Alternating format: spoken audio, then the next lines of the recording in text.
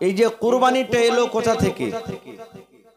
কুরবানি বলতে জানোয়ার জবাই করে দেব তা নয়, কিছু কুরবানির মাসলা মাসাইল আছে। আল্লাহ রাসূল বলেছেন বছরে 5টা দিন রোজা করা আল্লাহ হারাম করে দিয়েছেন। কয়টা দিন? 5টা দিন। ভালো করে শুনবেন, আল্লাহ তাবারাক ওয়া তাআলা 12 মাসে 5টা দিন রোজা করা হারাম করে দিয়েছেন। যদি কোনো মানুষ নেকি মনে করে রোজা করে ওর গুনাহ হয়ে যাবে। কোন কোন দিন? একটা হলো ঈদুল ফিতর, যেদিন 1 মাস রোজা রেখে ঈদের নামাজ পড়িতে যায় সেদিন। আর একদিন হলো এই যে সামনে মাসের জিলহিজ্জার 10 তারিখে যেদিন কুরবানি করব সেদিন। আর কুরবানির পরে আরো 3 দিন, চাঁদের 10 তারিখে কুরবানি করব, তারপরে চাঁদের 11 তারিখ, চাঁদের 12 তারিখ, চাঁদের 13 তারিখ কুরবানির দিন, আর কুরবানির পরে 3 দিন, তো 4 দিন এদিকে হয়ে গেল। আর একদিন হলো ঈদের দিন। এই 5টা দিনে রোজা করা আল্লাহ তাবারাক ওয়া তাআলা হারাম করে দিয়েছেন।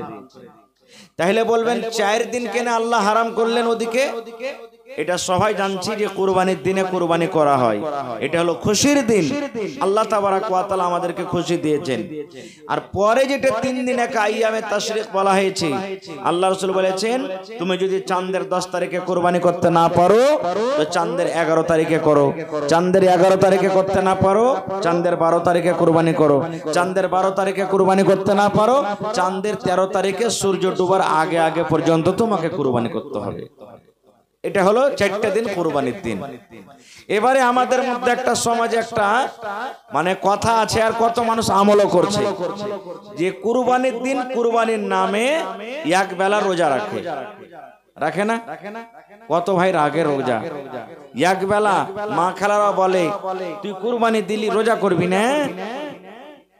আচ্ছা বলেন তো, আল্লাহর নবী তো কুরবানির দিন রোজা রাখা হারাম করে দিয়েছেন, গুনাহ হয়ে যাবে। তা আমার মায়েরা খালারা ভাইরাকে বলবো, ভাইরে মা খালা আপনারা এক বেলা রোজা কুরবানির জন্য কেমন রোজা রাখবেন? কেমন এটা রোজা? ভাইরে এটা রোজা নয়, এটার নাম রোজা নয়। এক বেলা জীবনে কোনোদিন রোজা হয়েছে যে ভাই? এক বেলা রোজা হয়েছে কি? জীবনে কোনোদিন এক বেলা রোজা হয় না।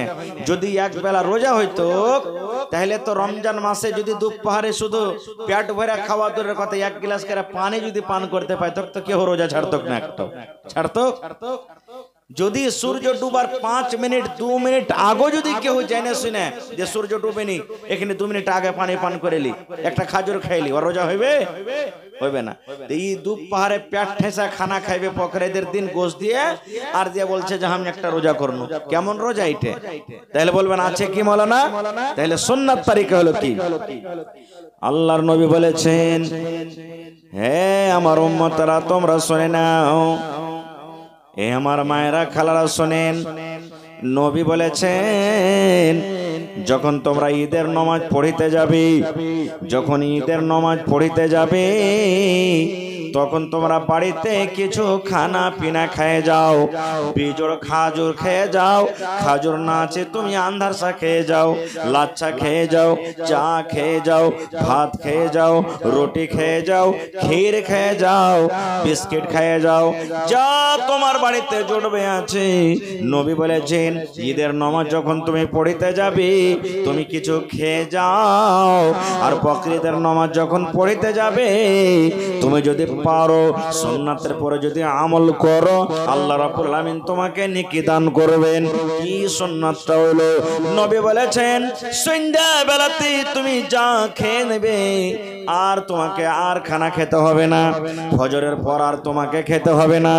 ওই যে যা খেয়েছেন এশারের নামাজের আগে আগে ওই খাওয়াতে আপনাকে থাকতে হবে। ফজরের নামাজের পর আপনি ঈদগাহের মাঠে নামাজ পড়তে চলে গেলেন, এবার কিন্তু নামাজ পড়লেন, খুতবা শুনলেন, এবার তাড়াতাড়ি করে বাড়ি এলেন। নবী বলেছেন তুমি কুরবানি জবাই করো। কুরবানি জবাই করার পর তুমি যে কুরবানির জানোয়ার জবাই করেছো ওই জানোয়ারের মাংস তুমি খাও, ওই গোশত তুমি খাও। এটা হলো সুন্নাত তরিকা। এটা যদি কোনো মানুষ আমল করলে নেকি পাবে, না করলে গুনাহ হবে না। এটা হলো সুন্নাত তরিকা, এর নাম কিন্তু রোজা নয়, এটার নাম রোজা নয়। আপনি ঈদের নামাজ পড়িতে চলে গেলেন, যা সন্ধ্যাবেলাতে খেয়েছেন আর খেতে হবে না, তাড়াতাড়ি করে বাড়িয়েছেন, কুরবানি করেন। কুরবানির গোটে জানোয়ার করতে তো সময় লাগবে, 1 কেজি 2 কেজি আগে বাড়িতে দিয়ে দেন, এই রান্না বান্না করো, তারপর আমরা আসছি, রান্না বান্না হবে এবার, তারপরে তখন আপনি যে খেলেন, এটা হলো সুন্নাত তরিকা, এটা রাসূলের হাদিস। ভাইরে আর কিছু আছে আমলের কথা।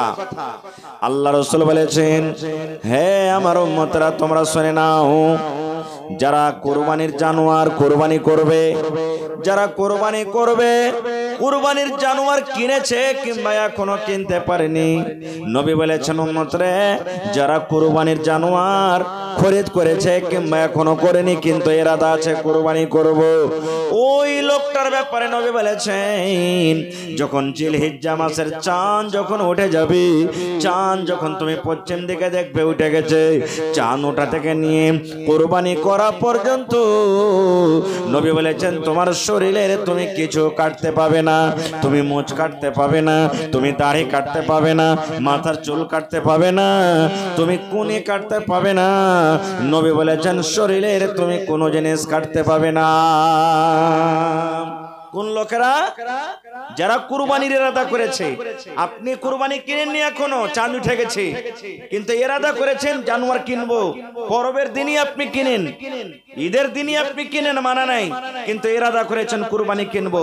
রাসূল বলছেন যতক্ষণ তোমার কুরবানির জানোয়ার জবাই না হবে ততক্ষণ পর্যন্ত তুমি শরীরের মাথার চুল কাটতে পাবে না, মোচ কাটতে পাবে না, বগল সাফ করতে পাবে না, সারামগার গোড়াতে যে গেলে চুল আছে ওগুলা সাফ করতে পাবে না, কুনি তুমি কাটতে পাবে না। এই সমস্ত জিনিস থেকে তোমাকে কি করতে হবে? রুখতে হবে। কিন্তু মুসলমান বাড়িতে কুটুম চলে এসেছে, বাড়িতে কুটুম চলে এসেছে, মুরগা জবাই করতে হবে, হাঁস বতক জবাই করতে হবে, তার জন্য কিন্তু মানা নাই, মাছ জবাই করতে হবে, মানা নাই।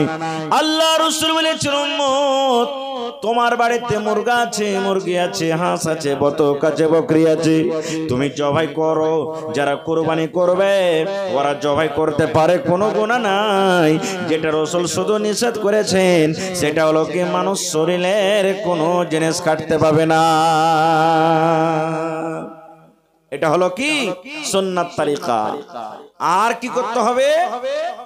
আল্লাহ রাসূল বলেছেন কুরবানি তোমরা যখন করবে নামাজ পড়ার পর তোমরা কুরবানি করো, আর খবরদার নামাজ পড়ার আগে তোমরা কুরবানি করিও না, কারণ নামাজের আগে যদি কুরবানি করো তোমাদের কিন্তু কুরবানি হবে না। একজন সাহাবী ঈদগাহের মাঠে দাঁড় হয়ে গেলেন, ইয়া রাসূলুল্লাহ আমি তো ভেবেছি আজকে খাওয়া পিন্দার দিন, আমি তো কুরবানি ফজরের নামাজের পর জবাই করে দিয়েছি, আর জবাই করার পর আমি ঈদের নামাজ পড়িতে এসেছি, নবী গো বকরিদের নামাজ পড়িতে এসেছি, আমি তো আগে জবাই করে দিয়েছি। আল্লাহ রাসূল বললেন সাহাবীরে তোমার কুরবানি হলো না রে বাবা, তোমার কুরবানি হলো না, কারণ তোমার গোশত খাওয়া হলো, মাংস খাওয়া হলো, তোমার কুরবানি হলো না। তোমাকে যদি কুরবানি করতে হয় তাহলে নামাজের পর তুমি কুরবানি করো। নারে তাকবীর। নবী তোমার নাম শুনিয়া পাগল আমার মনটা গো, নবী একবার দেখা দিও গো। নবী তোমার নাম শুনিয়া পাগল আমার মনটা গো, নবী একবার দেখা দিও গো, নবী একবার দেখা দিও গো।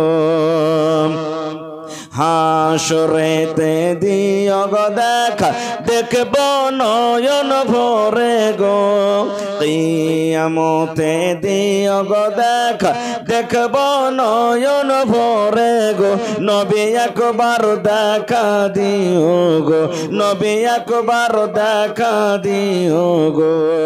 নবীর প্রেমে পাগল হইয়া ঘর বাড়ি ছাড়িলাম গো, নবী একবার দেখা দিও গো। তাহলে বুঝলেন কুরবানি করতে হবে কখন? নামাজ পড়ার পর। এবার রাসূল বলেছেন, হে আমার উম্মতরা তোমরা শুনে নাও, তোমরা যখন জানোয়ারটাকে জবাই করবে, জানোয়ারের কিছু আইবের কথা নবী বলেছেন। ওই আইব যদি তোমার জানোয়ারের মধ্যে থাকে, তাহলে ওই জানোয়ারটা খবরদার তুমি জবাই করিও না। এক নম্বরে নবী বলেছেন, উম্মত রে, যদি তুমি যে জানোয়ারটাকে কুরবানি করবে, ওই জানোয়ারটা যদি টেরা হয়, ওই জানোয়ারটা যদি কানা হয়, এই কানা হওয়াটা একটা আইব হয়ে গেল, এই টেরা হওয়াটা একটা আইব হয়ে গেল। ওই কানা জানোয়ার খবরদার আল্লাহর রাহে তুমি জবাই করিও না। এমনি খুব জবাই করে খান না, জাফত খান মানা নাই, কিন্তু কুরবানির জন্য কানা জানোয়ার জবাই করা চলবে না। খুব আর কোন জানোয়ার চলবে না? নবী বলেছেন, যে জানোয়ার তুমি কুরবানি করবে, ওই জানোয়ারটা যদি ঝনকা লাগা থাকে, ওই জানোয়ারটা যদি ঝনকা লাগা হয়, ওই জানোয়ারটা যদি হাঁটছে তো ল্যাংড়া ল্যাংড়া হাঁটে, আল্লাহ রাসূল বলেছেন, উম্মত ওই জানোয়ার খবরদার খবরদার তুমি জবাই করিও না। কারণ ঝনকা লাগা ল্যাংড়া জানোয়ারের কুরবানি আল্লাহ রাব্বুল আমিন কবুল করবেন না। আর কোন জানোয়ারের কবুল হবে না? আল্লাহ রাসূল বলেছেন, যে জানোয়ারের মধ্যে গোদা নাই, যে জানোয়ারের মধ্যে হাড়ে শুধু ভরা আছে, কমজোর জানোয়ার, দেখতে দুর্বল, নবী বলেছেন খবরদার খবরদার ওই জানোয়ার তুমি কিন্তু জবাই করিও না। আল্লাহ রাসূল বলেছেন, সিং ভেঙে গেছে, সিং ভাঙা জানোয়ারে তুমি কুরবানি করিও না। ল্যাং কাটা আছে, কান কাটা আছে, খবরদার এরকম জানোয়ারে তুমি আল্লাহর রাহে কবুল হবে না। এরকম জানোয়ারের তোমরা কুরবানি করিও না। কিন্তু হ্যাঁ, একটুখানি কোন জায়গাতে চামড়া উঠে গেছে, সাধারণ ধরেন একটুখানি চামড়া উঠে গেছে, এগুলা কোনো আইব লয়। কান আছে, ওই যে ফুটা করা আছে কান, এটা কোনো আইব লয়। কান এক একটু ধরেন কান ঢাকালে এক একটু কেটে গেছে, হালকা ফুলকা চুল বাড়িয়ে গেছে, এটা কোনো আইব লয়।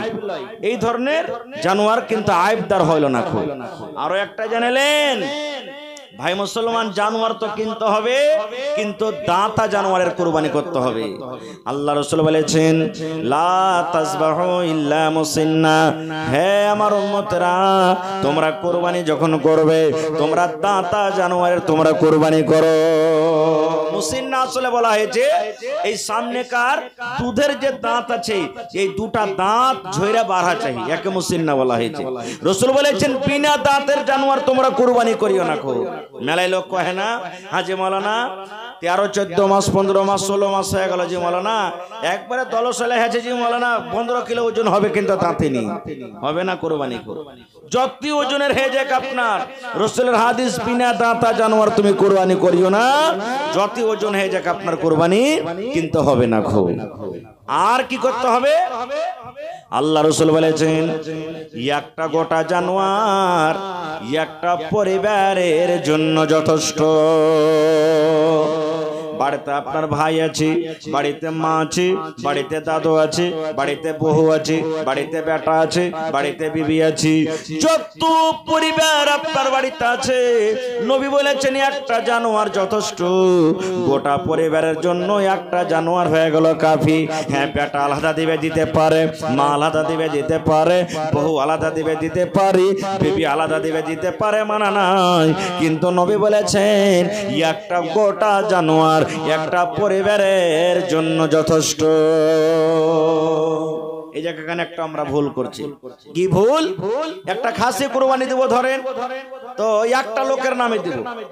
আমরা যে খাসি কুরবানি দিব তো একটা লোকের নামে দিব, গরু কুরবানি দিব একটা লোকের নামে দিব, এটা ভুল হয়ে গেল। রাসূল বলেছেন, সবারই তরফ থেকে তুমি নিয়াত করে লাও, সকলের জন্য যথেষ্ট। একটা লোকের তুমি নিয়াত করবে, তাই একটা লোকই পেলে। আর তোমরা যদি গোটাই পরিবারের জন্য যদি তুমি নিয়াত করে লাও, তো একটা জানোয়ার তো সবারই জন্য যথেষ্ট হয়ে গেল। এই জন্য সকল মানুষের তরফ থেকে, একটা পরিবারের তরফ থেকে একটা জানোয়ার যথেষ্ট। আর কি আছে? আল্লাহ রাসূল বলেছেন, এ যুলহিজ্জা মাসের 9 তারিখে ইয়াউমে আরাফার দিন বলা হয়। ইয়াউমে আরাফার দিন বলা হয়েছে, চাঁদের 9 তারিখে ইয়াউমে আরাফা বলা হয়েছে। আল্লাহ রাসূল বলেছেন, চাঁদের 9 তারিখে যদি তুমি একটা রোজা করো, একটা রোজা যদি করো, রোজাটা কে করবে? যারা বুড়া মানুষ তারাও করবে, যারা জোয়ান মানুষ তারাও করবে, যারা বেটি ছেলে তারাও করবে, যারা মহিলা তারাও করবে। যারা করলে নেকি আছে, না করলে কিন্তু গুনাহ নাই। কত নেকি আছে রে মুসলমান, নবীর হাদিস শুনেন।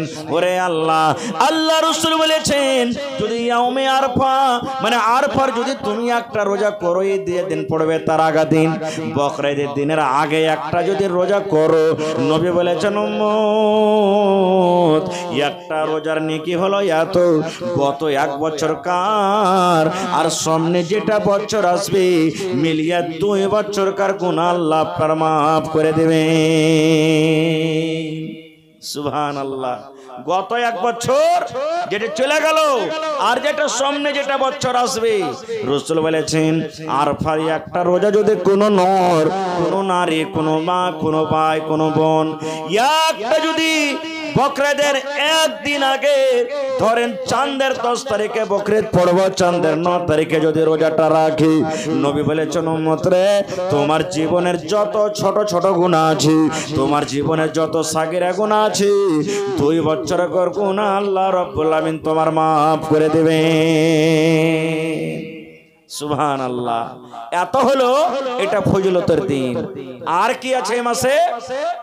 আল্লাহ রাসূল বলেছেন এই চাঁদ যখন উঠে যাবে, চাঁদ ওঠা থেকে নিয়ে তুমি যত পারবে এই তাকবীর গুলা, যেগুলা ঈদের তাকবীর আছে, বকরিদের তাকবীর আছে, তুমি বেশি বেশি করে পড়ো।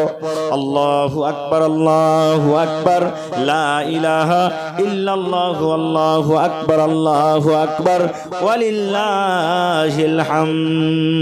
কখন পড়িতে হবে? নামাজ পড়িতে চলে গেছেন, সালাম ফিরা তাসবিহ তাহলিল করে বসে আছেন, এখনো জামাতের টাইম আছে, মনে মনে পড়েন। নামাজ পড়া হয়ে গেল, এই তাসবিহ তাহলিল করার পর আপনি বসে বসে পড়েন। নামাজ পড়িতে যাচ্ছেন, নামাজ পড়িতে যাচ্ছেন, আপনি পড়তে পড়তে চলে গেলেন। নামাজ পড়ে বাড়িতে রওনা হয়ে গেছেন, পড়িতে পড়তে আসেন। আপনি মার্কেট চলে যাচ্ছেন, মোটরসাইকেলে হেঁটে যাচ্ছেন, পড়িতে পড়িতে চলে যাবেন। মায়েরা খালারা বাড়িতে রান্না বান্না করবে, পড়বে। মায়েরা খালারা বাড়ি ছেড়ে দিবে, পড়বে। যে কোনো টাইমে সময়তে নবী বলেছেন তোমরা আল্লাহর শুকরিয়া কত বড়াই করো।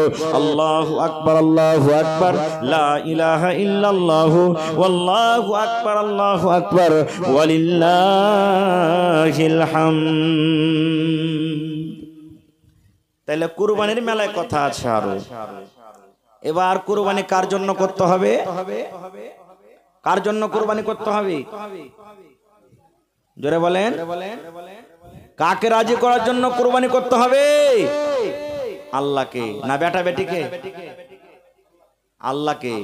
মেলায় মানুষ কুরবানি করে জানেন? এ আদরের বাপ, তোমার কোনো হুঁশ আন্দাজ নেই নাকি জি? কয়টা দিন বেঁচেছে, তুমি কুরবানি কিনবে না?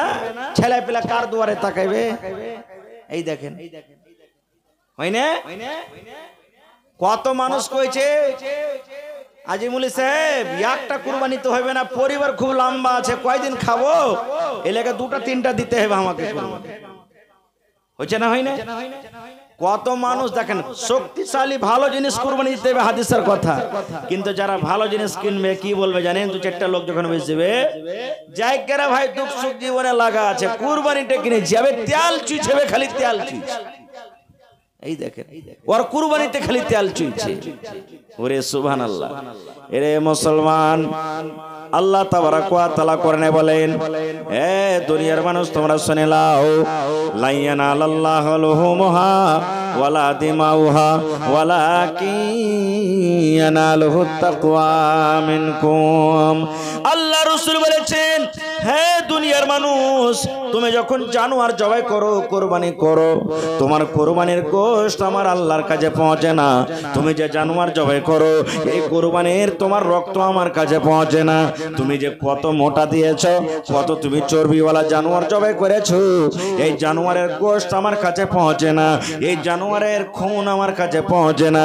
আল্লাহ বলেন আমার কাছে পৌঁছে ওয়ালাকিয়ানালুহু তাকওয়া মিনকুম তুমি কোন নিয়তে কুরবানি তুমি করেছো তোমার ভিতরকার তাকওয়া তোমার ভিতরকার পরহেজগারি তোমার ভিতরকার যে ঈমানটা আছে তোমার ভিতরকার যে তাকওয়াটা আছে এই হৃদয়ে তাকওয়া খান শুধু আমার কাছে পৌঁছে তাছাড়া তোমার কোনো জিনিস আমার কাছে পৌঁছে না এই জন্য কুরবানি কার জন্য করতে হবে আল্লাহ তাবারাক ওয়া তাআলার জন্য করতে হবে কারণ আল্লাহ তাবারাক ওয়া তাআলা কোরআনের অন্য জায়গাতে বলছেন ইন্না সলাতি ওয়া নুসুকি ওয়া মাহইয়ায়া ওয়া মামাতি লিল্লাহি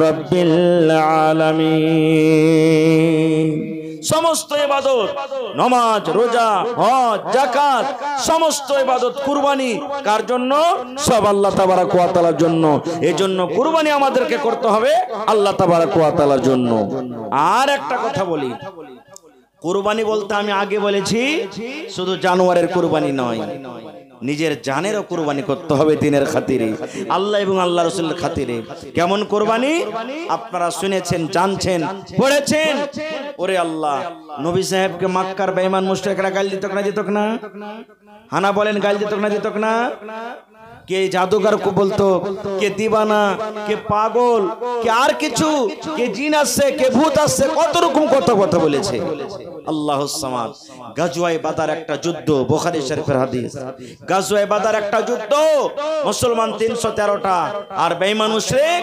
1000 সুবহানাল্লাহ ওরা তো হুবাল আর লাত উজ্জার ওরা নারা দিচ্ছে আর মুসলমান নারে তাকবীরের নারা দিচ্ছে সুবহানাল্লাহ লড়াই শুরু হয়নি যুদ্ধ শুরু হয়নি হবে সাফ বন্দী হয়েছে কাতার বন্দী হয়েছে আব্দুর রহমান বিন আওফ রাদিয়াল্লাহু তাআলা একজন সাহাবী উনি বলছেন আমি কাতারের সব থেকে আগে আছি লাইনের সব থেকে আগে আছে তলোয়ার নিয়ে এবার আমি থাকতে না থাকতে দুটা বাচ্চা এখনো মনে হয় সাবালিক হয়নি হবো হয়ে আছে ডান দিকে একটা বাচ্চা বাম দিকে একটা বাচ্চা দুই বাচ্চা তলোয়ার নিয়ে নেজা নিয়ে খাড়া হয়ে গেছে যখন যোদ্ধা মানুষ যখন লড়াই করতে যাবে যদি খলিফা যারা থাকবে ওরকে পাঞ্জরে শক্তিশালী মানুষ থাকলে সাহস হবে না আব্দুর রহমান বিন আওফ ডান দিকে বাম দিকে দেখে বলছেন আল্লাহ যদি দুটা ভালো তাকাতওয়ার মানুষ যদি আসতো তো আমার সাহস হতো এই দুটা বাচ্চা ছোট বাচ্চা কি করবে এই থাকতে না থাকতে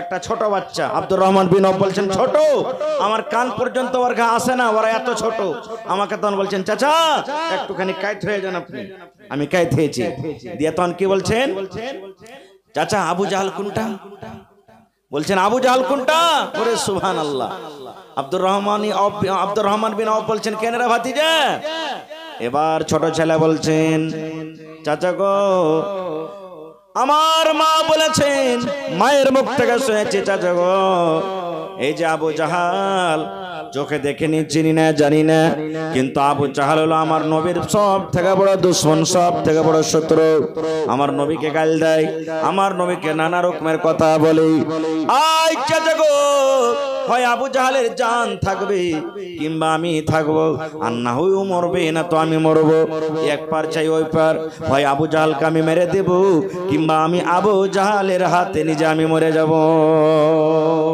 হয় ও থাকবে চাই আমি থাকবো ওরে আল্লাহ আব্দুর রহমান বিন আওফ বলছেন যখন ছেলেটার কথা শুনেছি একটু ভিতরে হিম্মত হয়েছে যাই কোন ছোট মোটো সন্তান আমার পাঞ্জরে না একটা বাঘের বাচ্চা আছে বলছে यार কথা শেষ হয়নি বাম দিকের ছেলেটা বলছেন চাচা একটুখানি নিচে হও ওরা ফের দুটা ভাই নিজের সুবহানাল্লাহ বলছে চাচা একটু নিচে হও এবার যখন আমি তাদের কাছে একটু নিচে হয়ে গেলাম এবার বাম দিকের ছেলেটা বলছি ও আমার চাচা জান আইনা আবু জাহাল কই আবু জাহাল কোথায় আছে একটু দেখিয়ে দেন এবার আব্দুর রহমান বিন আওফ বলছেন ভাতিজা রে আবু জাহালের সাথে কি কাজ আছে বলছে চাচা গো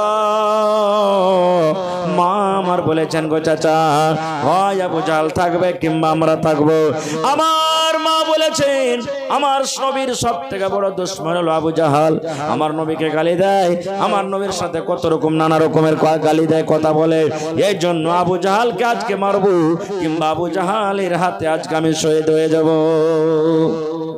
এই দুটা বাচ্চা যখন এরকম ভাবে কথা বলে দিলেন, আব্দুর রহমান বিন আওফ বলছেন এই থাকতে না থাকতে আবু জাহালকে দেখছি নিজের টিমের পাঞ্জরে, নিজের কাতারে ও সাপ বান্দি করাছি, একটা চিৎকাবরা ঘোড়াতে চড়ে একবার লাইনের এমন থেকে ওদিক যায়, ও মন থেকে একবার এদিক আসে। এই সুযোগ দেখে আব্দুর রহমান বিন আওফ বলছেন ভাতিজারে, এই আমার ডান দিক বাম দিকের দুটো ভাতিজা যার তোমরা তলাশে আছো, যার তোমরা জিজ্ঞাসা করেছো, ওই দেখো চিৎকাবরা ঘোড়াতে চড়ে আবু জাহাল আছে, ওই দেখো আবু জাহাল ওই যে ঘোড়াতে চেপে আছে, ওর নাম হলো আবু জাহাল। আব্দুর রহমান বিন আওফ বলছেন ওরে সুবহানাল্লাহ, এখন আমার মুখ দিয়ে কথাটা বের হয়নি, এখন আমার মুখে মনে হয় কথাটা আছে। বাচ্চা দুটা বাঘের মতন কথা শুনতে না শুনতে এমন জোরে তারা লাফ করে দৌড়িয়ে গেছে। একই সাথে দৌড়াতে দৌড়াতে দৌড়াতে দৌড়াতে দৌড়াতে আবু জাহাল টের পায়নি, একই সাথে দুই ভাই আবু জাহালের উপরে আক্রমণ করে দিয়েছি। যেমন আক্রমণ করে দেওয়া সঙ্গে সঙ্গে আবু জাহাল নিজের ঘোড়া থেকে জমিনে পড়ে যায়। নারে তাকবীর, জমিনে পড়ে গেল। এবার লিডার যখন সাপ, আর কেউ টিকবে মাঠে?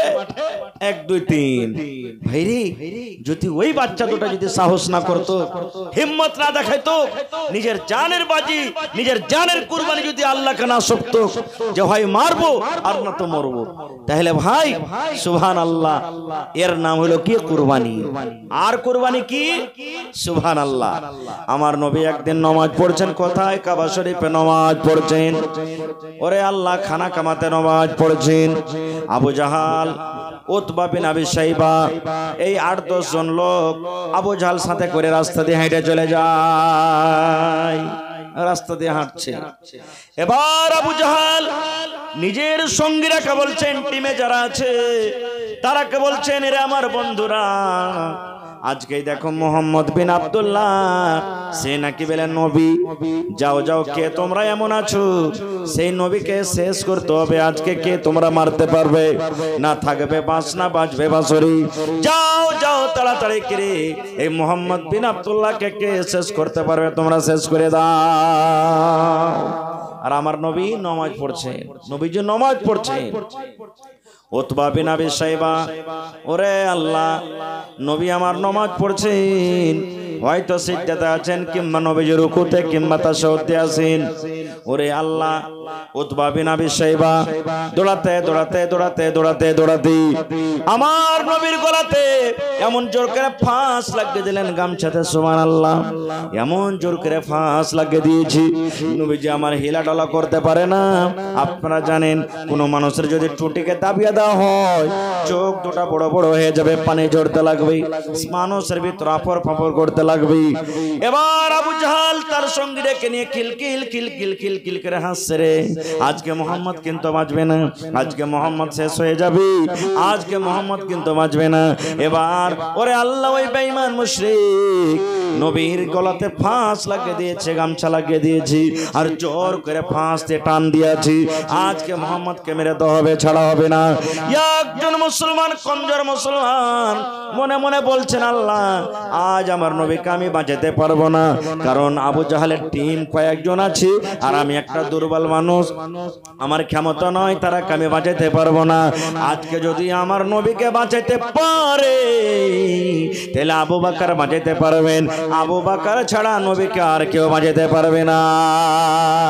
দৌড়াতে দৌড়াতে দৌড়াতে দৌড়াতে চলে গেলেন সেই মুসলমান কোথায়? আবু বকর রাদিয়াল্লাহু তাআলা আনহুর বাড়ি। তখন মোটামুটি বেলা 8টা 9টার সময়। ওরে আল্লাহ, আবু বকর নিজের বিছানাতে শুয়ে আছেন।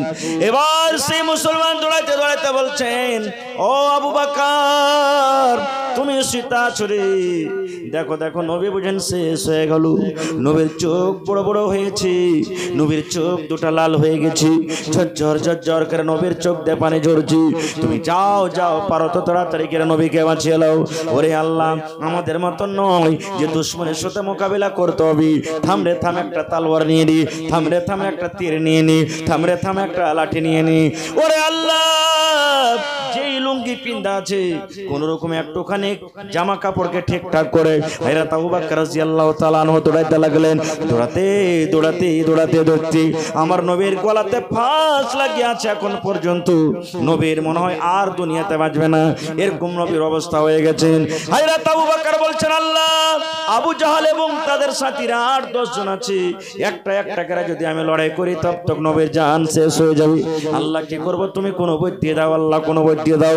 ওরে আল্লাহ, আপনারা দেখেছেন হিরোরা যেমন গুন্ডারাকে ফাইট মারে, ওরে আল্লাহ বাঘের মতন হই হিরো হয়ে হযরত জানের বাজি লাগিয়ে হযরত আবু বকর রাদিয়াল্লাহু তাআলা আনহু ওই যে দুশমন নবীর গলাতে ফাঁস লাগিয়ে আছে, এমন জোরে একটা থেকে ফাইট মেরেছে। আল্লাহ রে আল্লাহ, এমন জোরে একটা তাকে ঘোষা দিয়েছে, সঙ্গে সঙ্গে তার হাত কাঁটা নবীর গলা থেকে ছুটে গেছে। যেমনই ছুটে যাওয়া, হযরত আবু বকর ইশারা করছেন নবীকে নিয়ে যাও তাড়াতাড়ি করে। এবার আপনি বলেন তো, যখন আবু বকর রাদিয়াল্লাহু তাআলা আনহু মধ্যখানে চলে এলেন, নবীকে নিয়ে চলে গেলেন, রাগটা কার পরে বসবে? আবু বকরের পরে পড়বে না? পড়বে না? ওরে সুবহানাল্লাহ, যত মার, যত লাত কিল, যত চাপ্পাল, যত লাঠি সব হযরত আবু বকর রাদিয়াল্লাহু তাআলা আনহুকে মারতে লাগলেন। মারতে মারতে মারতে একটা বেঈমান শয়তান হযরত আবু বকরের নাকের পরে এমন জোরে একটা ফাইট মেরে দিলেন, নাক ফেটে রক্ত বইতে শুরু হয়ে গেল। ওরে আল্লাহ, 8টা-9টা বেলার সময় হযরত আবু বকর রাদিয়াল্লাহু তাআলা আনহু বেহুশ হয়ে পড়ে গেলেন, বেহুশ হয়ে গেলেন হযরত আবু বকর রাদিয়াল্লাহু তাআলা আনহু। আল্লাহুস সামাদ। ভাই ভাই, খানদানে খানদানে যতই দুশমনি থাক, কিন্তু একটা ওয়াপার লোক মারতে গেলে দেখবেন ওর খুন গরম হয়ে যায়। হবে না? হবে না? হবে।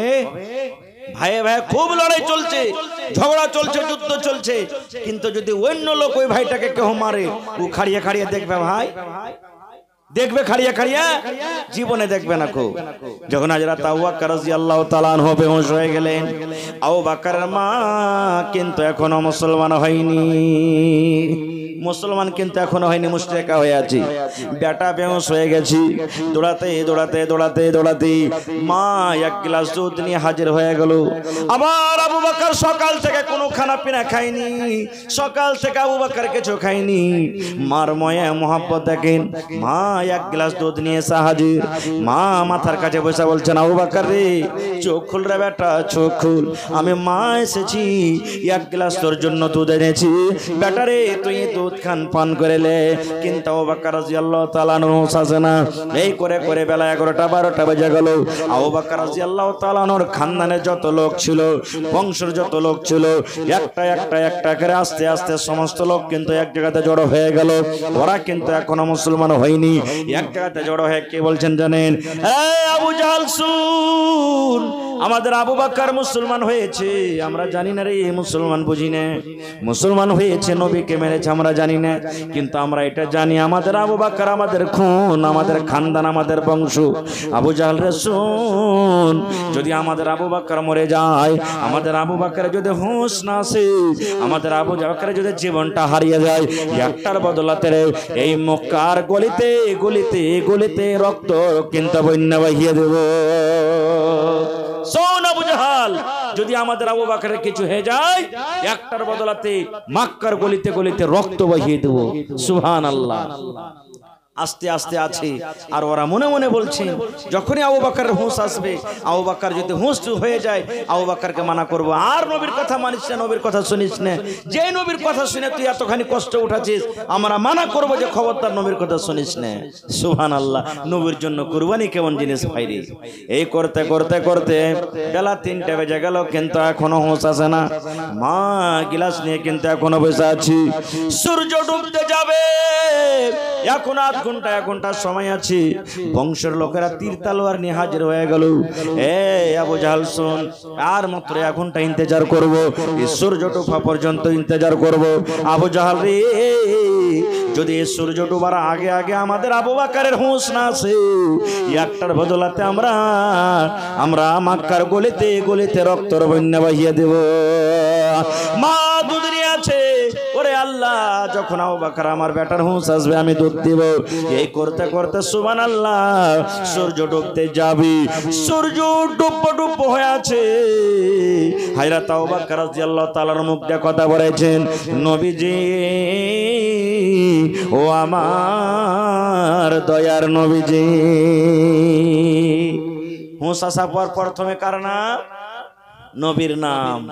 যেমনই কথাটা বলা ওর খানদানের লোক তখন সব রাগ করে পালিয়ে গেল, যারা মুসলমান নেই ভাই যা যেমনতে হোগা, যার লাগে তোর এত কষ্ট হ্যাঁ, আর ভুস আসা পারফেক্ট প্রথমে ওয়ারি না, সব রাগ করে চলে গেল। মা তখন বলছেন, বেটা রে আমি মা বসে আছি রে বেটা, দুধ নেই। এই বেটা লে তুই সকাল থেকে কিছু খাসনি, লে বেটা গিলাসে দুধ আছে দুধ পান কর। হযরত আবু বকর বলছেন, মা আমি অতক্ষণ পর্যন্ত দুধ পান করবো না গে মা, যতক্ষণ পর্যন্ত আমার নবীকে আমি দুই চোখে না দেখবো। আমার নবী কোথায় আছেন, কেমন আছেন, চলো চলো আমাকে নবীর কাছে নিয়ে চলো। বলছে আমার নবীকে দেখবো, কোথায় আছে? মা বলছে, বেটা রে আমি তো জানি না তোর নবী কোথায় আছে। বলছে, মা কি যদি কেউ না জানি চলে যাকে মা উমারের বহিন ফাতেমার বাড়ি, ফাতেমার বাড়িতে যাকে মা, ফাতেমা বলতে পারবে আমার নবী কোথায় আছেন, কেমন আছে। চলে গেলেন, যাওয়ার পর বলছেন, বেটি ফাতেমা তোমার নবী কোথায় আছেন, কেমন আছে বলো তো মা। দেখেন কত হুঁশিয়ার মেয়ে লোক, চালাক মেয়ে লোক। বলছে যে হয়তো এটা বুঝেন নবীর দুশ্মন, নবীর মনে হয় দুশ্মন ক্ষতি করবে। বলছে আমি নবীর কাজ ব্যাপারে জানি না কোথায় আছে না আছে। তখন মা বলছেন, হযরত আবু বকরের মা বলছেন, ও বেটি তুমি শুনো, তুমি চিন্তা করিও না, চিন্তা করিও না। আমার ছেলে আবু বকর আমাকে বলছেন তোমার কাছে যে যাও ফাতেমাকে জিজ্ঞাসা করো আমার নবী কোথায় আছেন, কেমন আছেন। এবার উমর রাদিয়াল্লাহু তাআলা বোন বলছেন, ও বুড়ি মা শুনে নাও, নবী কোথায় আছে কেমন আছে তোমাকে আমি বলবো না, তুমি তোমার বেটার কাছে নিয়ে চলো। তোমার বেটার কাছে যাওয়ার পর যদি আমার কিছু বলার থাকে আমি বলবো, তোমার সামনে আমি বলবো না। বলে নিয়ে চলো তোমার বেটার কাছে আমাকে। এবার চলে এলেন হাঁটতে হাঁটতে। আসার পর হযরত আবু বকর রাদিয়াল্লাহু তাআলা বলছেন, বোনরি কই আমার নবী কই, কোথায় আছে, কেমন আছে, একটু তুমি তাড়াতাড়ি করে বলো। ওরে সুবহানাল্লাহ। এবার ওমর রাদিয়াল্লাহু তাআলা ওর বোন ফাতেমা বলছেন চোখের ইশারাতে, মানে তোমার মা যে বসে আছে, মা তো এখনো মুসলমান হয়নি, বলে তোমার মা যে বসে আছে এখনো, তোমার মায়ের সামনে কেমন করে বলবো। হযরত আবু বকর রাদিয়াল্লাহু তাআলা বলছেন, বোন রে মা আমার কিচ্ছু বলবে না, তুমি বলো কোথায় আছেন, কেমন আছেন। বলছেন আমার নবী সহি সালামতে আছেন, আমার নবী হায়াতে আছেন, আমার নবী সহি সালামতে আছে, আমার নবী সহি সালামতে আছেন। বলার উদ্দেশ্যে মুসলমান হযরত আবু বকর রাদিয়াল্লাহু তাআলা আনহু ছিলেন একাই, আর আবু জাহলের টিম ছিল 10 জন 12 জন। যদি হযরত আবু বকর রাদিয়াল্লাহু তাআলা আনহু নিজের জানের জীবনের বাজি না লাগিয়ে যদি নবীকে যদি ছুটাইতে না যেতেন, তাইলে বলেন সুবহানাল্লাহ সেই দিন আমার নবীর কত আরো কষ্ট হতো। হয়তো না সুবহানাল্লাহ। এগুলা হলো কি জানের বাজি, জানের কুরবানি।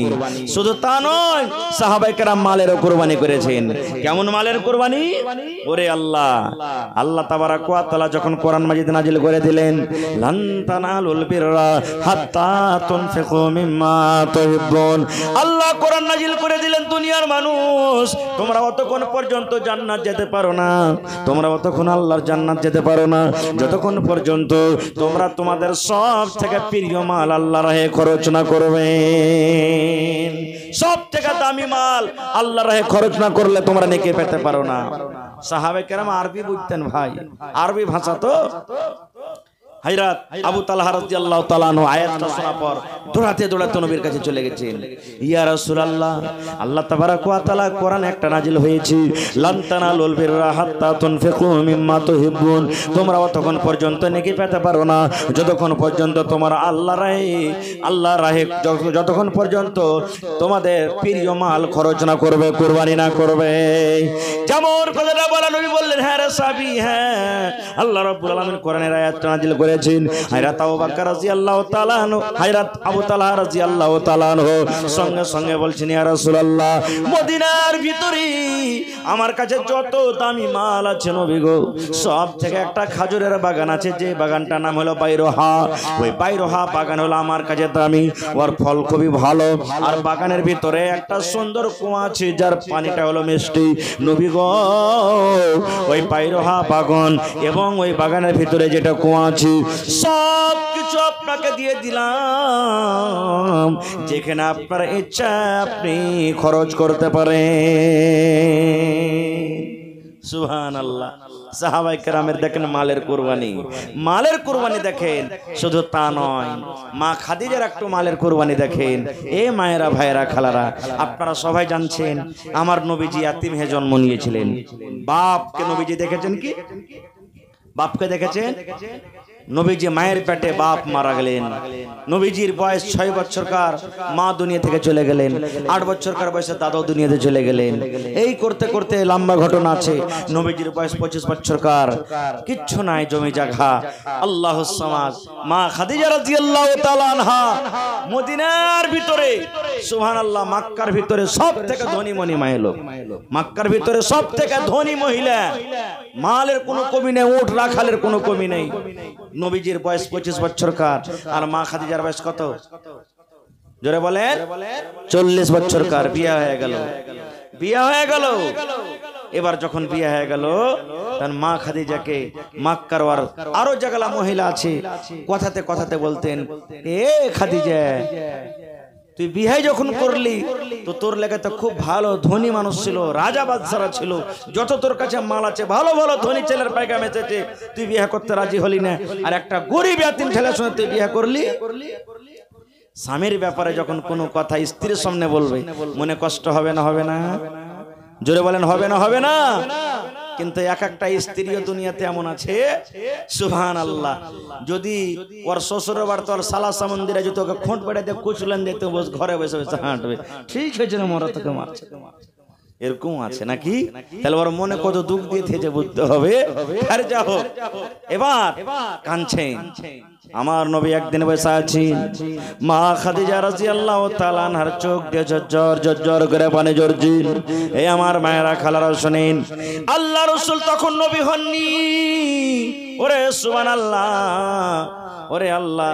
এবার মক্কার লোকেরা এই যে তানা মেরে মেরে কথা দিয়েছেন, এবার তানা মেরে মেরে খাদিজাকে কথা বলেছেন, তোমার স্বামী হলো গরিব, তোমার স্বামী হলো ইয়াতিম, তার কাছে কোনো মাল নাই, টাকা নাই, পয়সা নাই, কেমন করে তুমি বিয়ে করিলে? মা খাদিজা রাদিয়াল্লাহু তাআলা আনহার মন খারাপ, নবীর পাঞ্জরে বসে আছেন। নবী যে বলছেন, খাদিজা রে, কি হয়েছে তোমার? মনখানটা কিন্তু ছোট বড় হয়ে আছে, মনখান তোমার ভারী হয়ে আছে, ব্যাপার কি বুঝতে পারি না। এবার বলছেন, স্বামী গো, আমার সাথে আপনার বিয়ে হয়েছে, মানে আমার আপনার সাথে বিয়ে হয়েছে, এই বিয়ে হওয়ার কারণে কত লোক আমাকে খোঁচা মেরে মেরে কথা বলছেন। আল্লাহ রাসূল বললেন, ও খাদিজা, তুমি চিন্তা করিও না, যারা বলার আছে বলতে দাও, তুমি চিন্তা করিও না। নবীজি সবর দিচ্ছেন। মা খাদিজা বলছেন, স্বামী গো, না না না না না না, আপনার ব্যাপারে যখন কোনো কথা লোকেরা বলে, আমি আপনার স্ত্রী, আমাকে ভালো লাগে না, মন খান খারাপ হয়ে যায়। আমাকে যা কথা বলার আছে লোক বলুক, আমার কোনো আপত্তি নাই, কিন্তু আপনার ব্যাপারে যখন কোনো কথা বলে আমি সহ্য করতে পারি না, আমাকে ভালো লাগে না। মা খাদিজা বললেন, স্বামী গো, আমার যত মাল আছে, যত বাড়ি আছে, যত জমি জায়গা আছে, যত রাখাল পাকাল উট গরু আছে, সমস্ত মাল আজ থেকে আপনাকে দান করে দিলাম, হেবা করে দিলাম। আজ থেকে সমস্ত মাল হলো আপনার, আমার নয়। যেন মক্কার লোকেরা আজ থেকে বলে, দেখো খাদিজা হলো একটা রাজার স্ত্রী, যেন এই কথাটা আজ থেকে না বলে, খাদিজা হলো একটা গরিবের স্ত্রী। নারে তাকবীর, সুবহানাল্লাহ। এরকম বেবিকে কোনোদিন ভুলতে পারবে জি ভাই? আরে এখনকার মা খালারা যদি একটা পালং লিয়ে চলে আসে, আর ঝগড়া যদি হয়ে যায়, সূত্র বাপের পালং তুই ক্যান্ডেল, হ্যাঁ, খাট কিনে সুত, তুই চৌকি পেড়া সুত না মতে, তুই বাপের বেটা যদি হইস তো আমার পালং হইতে সুতবি। এরকম করে কথা বলে নাকি? বলবে না? সুবহানাল্লাহ। হ্যাঁ, কিন্তু ভাইয়েরাও কত আছে, পালং যদি আসতে দেরি হয়ে যেতে ইও মারপিট শুরু করবে। হ্যাঁ, তোর বাপ বিয়ে দিয়েছে কোন ফকিরের ঘরে বেটি তুই? দুনিয়ার লোক শালা বিয়ে করেছে পালং আর কত আপা চেয়ার গেল চেয়ার হয়েছি ওই চিপেছে আর তোর বাপ এখানটা পালং গালা দিতে পারলে না। এই দেখেন চাইতে হবে না ভাই, পুরুষরাও চাইতে হবে না। খায়ের যা হোক, আর একটু দেখেন সাহাবে কেরামের মালের কুরবানি। আপনারা আজ বসেছেন মাদ্রাসার জাল সাইডে নাকি? সুবহানাল্লাহ। আল্লাহ রাসূল একদিন বললেন দান করো রে সাহাবী তোমরা দান করো, দান করো তোমরা সাহাবী তোমরা দান করো। এই দান করা জিনিসটা নতুন নয়, নবীও দান দিয়েছেন, বলছেন দান করো। দান করবেন কেমন দান? পাল্লা পাল্লে শুরু হয়ে গেল। কেমন পাল্লা পাল্লি? মজলিস হযরত ওমর রাদিয়াল্লাহু তাআলা আনহু কোন ওমর? সুবহানাল্লাহ। আজ যে ফিলিস্তিনের মসজিদের লাগে ঝগড়া হচ্ছে না, ইহুদির কবজাতে ছিল ওই জামানা, তো ওই চাবিকে সুবহানাল্লাহ তাদের হাত থেকে নিয়েছেন হযরত ওমর রাদিয়াল্লাহু তাআলা আনহু। লম্বা ইতিহাস ঘটনা, ওদিকে যাব না গো। যে ওমর রাদিয়াল্লাহু তাআলা আনহুকে আল্লাহ রাসূল দুনিয়াতে বলেছেন ওমর তুমি জান্নাতি, তুমি জান্নাতের ভিতরে যাবে, সেই ওমর কিন্তু মজলিসে বসে আছে। নবী যখন বললেন দান করো, ও বাড়িতে উঠে যেতে লেগেছে। আর মনে কি জাগছেন জানেন? আবু বকরকে দান করে জীবনে কোনোদিন জিততে পারেনি, আজ আবু বকরকে দান করে জিতবো। জীবনে কোনোদিন দান করে আবু বকরকে জিততে পারিনি। আজ যে হালাতে হোক আমার কাছে মাল আছে, টাকা আছে, পয়সা আছে, আজকে আমি আবু বকরকে দান করে আমি জিতবো।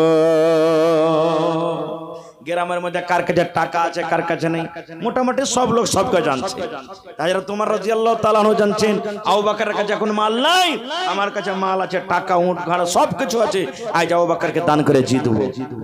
বাড়ি চলে গেলেন, হিসাব করতে লাগলেন, ভাগ করতে করতে করতে হযরত ওমর রাদিয়াল্লাহু তাআলা আনহু মালকে দুই ভাগ করে দিলেন। এক ভাগ মাল নিজের ছেলে মেয়ের জন্য বাড়িতে রাখলেন, আর এক ভাগ মাল আল্লাহর নবীর দরবারে হাজির করে দিলেন। এক ভাগ মাল আল্লাহ রাসূলের দরবারে হাজির করে দিলেন। আর মনে উৎসাহ, মনে আশা আবু বকরকে দান করে বলেন জিতবো। আব্দুর রহমান বিন আওফ রাদিয়াল্লাহু তাআলা আনহু 1000 কেজি খাজুর দান করে দিলেন। সুবহানাল্লাহ। কতটি খাজুর? 1000 কিলো খাজুর দান করলেন। যে যা পারলেন দান করলেন। এবার চলে গেলেন কে? হযরত আবু বকর রাদিয়াল্লাহু তাআলা আনহু বাড়ি সবারই দান দেখে বিবিকে বলছেন বিবি রে বাড়িতে কিছু আছে রে বিবি? বলছে কি হয়েছে? বলছে নবীজি বলেছেন দান করতে হবে। এবার বাড়িতে হাজরা হুজরা কুড়িয়া কাড়িয়ে দেখছেন 1.5 কিলো মতন চাও কিংবা চাউয়ের আটা আছে।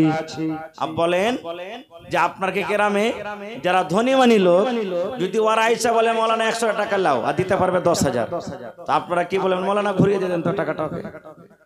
শরম লাগবে না? লাগবে না? হ্যাঁ না বলে লাগবে না? লাগবে না? হযরত আবু বকর রাদিয়াল্লাহু তাআলা আনহু বড় মানুষ, গরিব হইতে পারে কিন্তু মান সম্মানে সব থেকে বড়। যত নবী দুনিয়াতে এসেছেন ওরে আল্লাহ নবীদের পর যদি আল্লাহ রাব্বুল আলামিন মার্তবা দিয়েছেন, হযরত আবু বকর রাদিয়াল্লাহু তাআলা আনহু মার্তবা দিয়েছেন। এত বড় মানুষ, এত বড় মানুষ, আর নবীর জন্য কত কুরবানি করেছেন। ওরে সুবহানাল্লাহ। আপনারা সকলেই জানেন নবীকে মারার জন্য যখন মক্কার বেঈমানেরা নবীর ঘর, নবীর বাড়িকে যখন ঘেরাও করে নিয়েছিলেন, নবীর সাথে মদিনায় যাওয়াতে সাথী হয়েছেন কে? হযরত আবু বকর রাদিয়াল্লাহু তাআলা আনহু। হয়নি? কে সাথী হয়েছিলেন?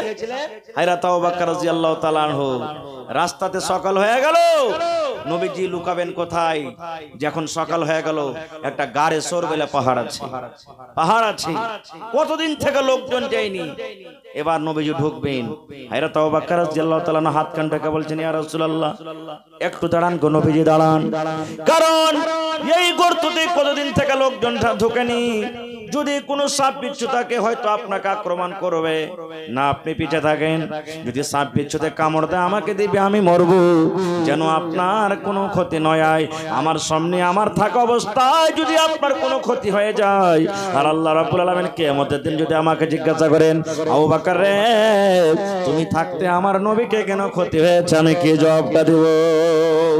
আমি উত্তর দিতে পারবো না, আমি আগে ঢুকছি। হযরত আবু বকর বলছেন খালের ভিতরে দেখছি ছোট ছোট গর্ত আরো মেলায় আছে, খাল টাল আছে, সাফ সুতরা করে সবটিকে বন্ধ করলাম, কিন্তু একটা খাল বন্ধ করার জন্য কিছু পেলাম না। তখন বলছেন যে আমি ওই খালটাতে পা দিয়ে দিলাম। এবার রাসূলকে বলছেন আইছেন হুজুর, এখন চলে এসেছেন। চলে গেলেন, ঢুকে গেলেন। সারা রাতের চাকরন দুজনে তো জেগে আছে, নেই কেমন কুরবানি নবীর জন্য। সুবহানাল্লাহ। বলছেন ইয়া রাসূলুল্লাহ, আপনি গোটা রাত জেগে আছেন গো নবীজি, আপনি একটু আরাম করেন, ঘুমিয়ে যান। কোথায় বিছান, কোথায় বালিশ, কোথায় গাদলা, কোথায় কাঁথা গর্তের মধ্যে পাবি। হযরত আবু বকর বলছেন ও আল্লাহ, আমি যে গর্তটার ভিতরে, খালের ভিতরে আমি জিতে কিছু পেলাম না, তাতে আমি পাটা দিয়ে দিলাম। আর আমার নবীকে বললাম এ আমার পায়ের ওপরে, রানের ওপর আপনি মাথাটা লাগিয়ে ঘুমিয়ে যান। নবীজি রাত জাগা মানুষ, যেমনই ওই মাথাটা রাখলেন সঙ্গে সঙ্গে আঁখটা বন্ধ হয়ে গেল, চোখ বন্ধ হয়ে গেল। কিন্তু ওরে আল্লাহ, ওই গর্তের ভিতরে একটা সাপ, কিন্তু এরকমই কোনো বিষাক্ত জানোয়ার ছিল। উঠার জন্য যেমনই বাহিরে আসে, যে দূর দিয়ে আসে গর্ত বন্ধ, ও মন দিয়ে আসে ওইটা বন্ধ, মন দিয়ে আসে ওইটা বন্ধ, মন দিয়ে আসে বন্ধ। কিন্তু এই করতে করতে হযরত আবু বকর রাদিয়াল্লাহু তাআলা আনহু যাতে পা ঢাকা দিয়েছেন, ওইতে দেখছে না যে এতে কোনো বন্ধ নাই, এখানে মনে হয় একটা নরম জিনিস আছে, পায়ের মতন আছে। ওরে আল্লাহ, সাপ তো জানে না এটা কার পা কিংবা কি জিনিস আছে, ওইটা বাহির হওয়ার জন্য হযরত আবু বকর রাদিয়াল্লাহু তাআলা আনহু কেমন জোরে একটা কামড় দিয়ে দিলেন, এমন জোরে ফ্যান মেরে দিলেন, সঙ্গে সঙ্গে হযরত আবু বকর রাদিয়াল্লাহু তাআলা আনহু বিছে কাতর হয়ে গেলেন। আস্তে আস্তে করে গোটা শরীরে বিষ ছড়ে গেল। কিন্তু এখনো আমার নবীজিকে কষ্ট না হয় বলে জাগাই না। নিজের জান কুরবানি করছেন, কিন্তু নবী যেন কষ্ট না পায়। সুবহানাল্লাহ। এই থাকতে থাকতে কষ্ট সইতে না পেরেছি, চোখ দিয়ে পট করে একটা পানি নবীর গতরে পড়ে গেছি, কিংবা নবীর চেহারাতে পড়ে গেছি। যেমনই পড়ে যাওয়া নবী যে চট করে জেগে গেলেন, চোখের পানি দেখে বলছেন আবু বকর, বাড়ি ঘর বলে কি তোমার মনে পড়েছি, বিবি বাচ্চা বলে কি তোমার মনে পড়েছি, তোমার ছেলে মেয়ে বলে কি মনে পড়েছি, তোমার চোখ দিয়ে পানি বাড়ায়। হযরত আবু বকর বললেন ইয়া রাসূলুল্লাহ, এ আল্লাহ নবী গো, ছেলে মেয়ে বাড়ি ঘর বলে আমার মনে পড়েনি গো নবীজি। নবীজি বললেন তাহলে তুমি কাঁদো কেন, তোমার চোখে পানি দেখি। বলছেন ইয়া রাসূলুল্লাহ, এই গর্তের মধ্যে একটা সাপ কিংবা এই ধরনের কোন বিষাক্ত জানোয়ার, এই দেখেন আমার পায়ে এমন জোরে কামড় দিয়েছে নবী গো, আমি আর বিষ সহ্য করতে পারি না, আমার জ্বালা আর সহে না, সে বিষের কাতরে আমার চোখ দিয়ে পানি ঝরেছি। আল্লাহ রাসূল বলছেন আবু বকর তুমি কেন আমাকে উঠাওনি? বলছেন ইয়া রাসূলুল্লাহ, গোটা রাত আপনি জেগে আছেন, এখনই তো আপনি সামান্য একটু ঘুমালেন, আপনাকে আমি কেমন কষ্ট দেব? আমি আবু বকর আমার জান শেষ হয়ে যেত সেটা আমার ভালো ছিল, কিন্তু আমি নবীকে আমি উঠাইতে পারতাম না। যেমন কথাটা বলা, হযরত আবু বকর রাদিয়াল্লাহু তাআলা আনহুর যে জায়গাতে কামড় দিয়েছি, নবীজি একটু মুখ থেকে থুতু নিলেন, ছবি নিলেন, আর যেমন টিপনে মহলম লাগায় ওই কামড় দেওয়া জায়গাতে যেমনই লাগিয়ে দেওয়া, ওরে আল্লাহ এটা নবীর মুজিজা। সঙ্গে সঙ্গে হযরত আবু বকর রাদিয়াল্লাহু তাআলা আনহু ভালো হয়ে গেলেন। নারে তাকবীর, সুবহানাল্লাহ। কেমন কুরবানি দেখেন। সেই হযরত আবু বকর বিবিকে বলছেন, বিবি রে, আমার বন্ধুরা মোটা মোটা করে দান করেছে রে বিবি, হ্যাঁ তোমার বাড়ির আধখানি মারলে হাজির করে দিয়েছি, আমি একশা মতন কেমন করে নিয়ে যাব, যাও কিংবা যাও, এটা বড় লজ্জা লাগে। তখন কি করলেন? বলছেন একটা চাদর দাও আমাকে। বিবির কাছে একটা চাদর চাইলেন, ওই চাদর নিয়ে এই মালকোটাকে এরকম ভাবে বুকের সাথে জড়িয়ে সুন্দর করে চাদর দিয়ে ঢেকে মজলিসে চলে গেলেন। কেউ যাতে জানতে না পারে একবারে ঢেরিতে ঢেলে দিলেন। আল্লাহুস সামাদ। মানুষ বলে যে যেখানে বাঘের ডর হয়, জঙ্গলের ডর হয়, ওখানে কি হয়? রাইত হয় নাকি? নবীজি হাজিরি চালু করে দিলেন। ওসমান তুমি কি দিয়েছো? আব্দুর রহমান বিন তুমি কি দিয়েছো? উমার তুমি কি দিয়েছো? উমার রাদিয়াল্লাহু তাআলা বলছেন, আল্লাহ নবী গো, আমি উমার আমার মালের হাফ হাফ করে আমি বাড়িতে রেখেছি, আর হাফ হাফ মাল আপনার খিদমতে হাজির করে দিয়েছি। এখনো মনে মনে আজ আবু বকরকে দান করে জিতবো। এবার নবীজি বলছেন, আবু বকর তুমি কি দিয়েছো রে বাবা? তুমি কি আজকে দান করেছো? হযরত আবু বকর বলছেন, ওরে আল্লাহ, দুনিয়াতে এরকম কোন মায়ের বেটা দুনিয়াতে জন্ম নেয়নি। হযরত আবু বকরের মতন উত্তর দিতে পারবেন। বলছেন, ইয়া রাসূলুল্লাহ, আল্লাহ নবী গো, আমি কি আল্লাহ রাহে দিয়েছি এটা জিজ্ঞাসা না করে আমি আল্লাহ রাহে কি দান করেছি, আর আমার ছেলে মেয়ের জন্য বাড়িতে কি রেখেছি এটা আপনি আমাকে জিজ্ঞাসা করেন। এটা আমাকে জিজ্ঞাসা জিজ্ঞাসা করেন নবীজি যে আমি কি দান করেছি আর আমার বাড়িতে কি রেখেছি, এটা জিজ্ঞাসা করেন। বলছেন আবু বকর রে, তুমি কি দান করেছো আর বাড়িতে কি তুমি রেখেছো রে বাবা? হযরত আবু বকর বলেন, ইয়া রাসূলুল্লাহ, আজকে আমার বাড়িতে আল্লাহ এবং আল্লাহ রাসূলকে রেখে যা ছিল সব আপনার খিদমতে হাজির করে দিয়েছি। আল্লাহ নবী গো, আমি আবু বকর, ওরে আল্লাহ, আল্লাহ এবং আল্লাহ রাসূলকে আমার বাড়িতে রেখে আমার বাড়িতে যা ছিল সব কোটা হাজির করে দিয়েছি। হযরত ওমর রাদিয়াল্লাহু তাআলা আনহু বলছেন, আল্লাহ নবী গো, মনে খুব আশা ছিল আজকে আবু বকরকে দান করে জিতবো, কিন্তু আমি আবু বকরকে আজকে দান করে জিততে পারলাম না, কারণ আমি হাফ হাফ দান করেছি, হাফ হাফ নাকি পাবো। হযরত আবু বকরের বাড়িতে যা ছিল গোটা দান করে দিয়েছি, সে পূর্ণ নাকি পেয়ে যাবে, আজকে আমি আবু বকরকে দান করে জিততে পারলাম না। সুবহানাল্লাহ। ভাই বলার মেলায় কথা আছে ভাইরে, এটা হলো মাদ্রাসা। মাদ্রাসা মানে পড়ার জায়গা, এটাকে ছোট মোটো জিনিস মনে করিয়েন না। মানুষ বুখারী পড়বে, ইঞ্জিনিয়ার হবে, ডাক্তার হবে, মাস্টার হবে। আজ যে আপনাকে সামনে দুটো কথা বলছি, আমার নাদবি সাহেব বলবেন যত দুনিয়াতে বড় বড় মাওলানা দেখছেন সবাই কি হাদিস একবারে ডাইরেক্ট পড়েছেন? এই মাকতাব থেকে তাকে পড়া চালু হয়েছে, এই গ্রামের পড়া থেকেই পড়া চালু হয়েছে। আজ দেখেন কেউ ইঞ্জিনিয়ার, কেউ ডাক্তার, কেউ মাস্টার, একবারে কি বড় স্কুল কলেজে পড়েছে, ইউনিভার্সিটিতে পড়েছেন না, গ্রামের এই মাকতাব থেকে, গ্রামের মাদ্রাসা থেকে পড়া চালু হয়েছে। আল্লাহ রাসূল যখন মদিনাতে এলেন, সর্বপ্রথম মসজিদ বানালেন, মাদ্রাসা করতে হবে। মাদ্রাসার এখনো ব্যবস্থা হয়নি। যেই মসজিদে নববীর বারান্দা আছে, বারান্দাকে নবীজি মাদ্রাসা করে দিলেন। আর ওখানকার ছাত্রকে হযরত আবু বকর রাদিয়াল্লাহু তাআলা আনহু, হযরত ওমর রাদিয়াল্লাহু তাআলা আনহু, হযরত আবু হুরায়রা রাদিয়াল্লাহু তাআলা আনহু, হযরত আবু হুরায়রা রাদিয়াল্লাহু তাআলা আনহুর কামই ছিল নবীর সমাতে সব সমাজে থাকা আর নবীর কাছ থেকে হাদিস শেখা, এটাই ওর কাম, খায়া না খায়া। আল্লাহুস সামাদ। এই জন্য তো হাদিসের ভিতরে পুরুষের মধ্যে হযরত আবু হুরায়রা রাদিয়াল্লাহু তাআলা আনহুর সব থেকে বেশি হাদিস মুখস্থি, ওর থেকে হাদিস কেউ বেশি শিখতে পারেনি। হযরত ওমর রাদিয়াল্লাহু তাআলা আনহু নবীর কাছে ইলম শিখবেন, বড় হয়ে গেছে, নবীর শ্বশুর এটা। বলছেন আরে ভাই ইলম তো শিখতে হবে, কেমন করে শিখবি? মানে একটা আনসারী সাহাবের সাথে দোস্তি লাগাইলে, বুখারী শরীফের হাদিস, লম্বা হাদিস আছে, ওদিকে যাব না, দোস্তি লাগাইছে। কি দোস্তি? বলছে ভাই রে, তুইও গরিব মানুষ, আমিও গরিব মানুষ, না খাটলে খাইতে পাবো না, আর নবীর কাছে ইলম শিখতেও হবে, দুটাই দরকার। এক কাজ কর ভাই, তুই একদিন কামে চল যা, আমি নবীর কাছে থাকবো, যা তুই কাম করে মজুরি পাবি, হাফ মজুরি আমাকে দিবি আর হাফ মজুরি তোর বাড়িতে দিবি, দুজনেরই পরিবার চলবে। আর আমি দিনম্যান যা শিখবো এশারের নামাজের পর তোকে শিখিয়ে দেবো। তারপরে দিন তুই নবীর কাছে থাকবি, আমি কামে যাব, মজুরি যা পাবো 50-50, আর তুই যা শিখবি নবীর কাছে সন্ধ্যাবেলাতে আমাকে শিখিয়ে দিবি। দেখেন সাহাবায়ে কেরাম এরকম ভাবে ইলম শিখেছেন ভাই, এরকম ভাবে ইলম শিখেছেন। এটা মনে করিয়েন না যে বড় হয়ে গেছে যে মাওলানা কেমন করে ইলম শিখবো। মানুষ বুড়িয়ে যাবে, ইলম কোনোদিন বুড়াবে না। মানুষ বুড়িয়ে যাবে, ইলম কোনোদিন বুড়াবে না। এই জন্য ভাই আপনাদের জীবন তো কেটে গেল, জীবন চলে গেল, এই ছেলে মেয়েদের জীবনটাকে নষ্ট করিয়েন না, ছেলে মেয়ের জীবনটাকে বরবাদ করবেন না। কারণ এখন ওরাকে যাই শেখাবেন তাই শিখবে। মা খালারা কুঠি বানাই দেখেছেন, খুব কুঠিতে যখন লেওয়া দেয়তে যেদিকে ঘুরাইবে ওদিকে ঘুরবে, ঘুরবে না, ঘুরবে না। আর যখন শুকিয়ে যাবে তখন কি ঘুরবে? ঘুরবে না। এরকম হলো বাচ্চার ক্ষেত্রে মাগ, এখন যেদিকে বাচ্চারাকে দিবেন ওদিকে বাচ্চা পড়বে, শিখবে।